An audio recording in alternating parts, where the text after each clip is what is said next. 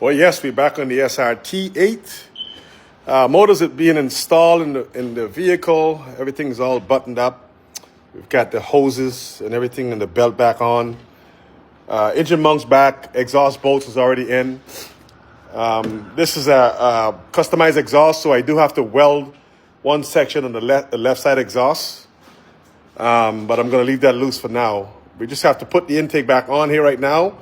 And we're going to put some oil in the motor and make sure that it has the right level. I'm using Mobil 1 oil, brand new oil filter, and everything. There goes that dipstick bobbing back and forth. Hello. Yeah, so it looks like it's pretty much all set and ready to go. But before we start it, I guess we're going to have to do some revolutions in order for us to build up the oil pressure in the system. So we might have to put the intake manifold on and leave the injectors disconnected and do a couple of revolutions just to make sure we get a little bit of oil pressure in the system before we get the vehicle started. That's the intake manifold right there that has to go back on. But she's installed, and I came in early this morning to get it done. So I'm just going to put some coolant in here and have things going. I'll catch you guys back up when we get ready to start it.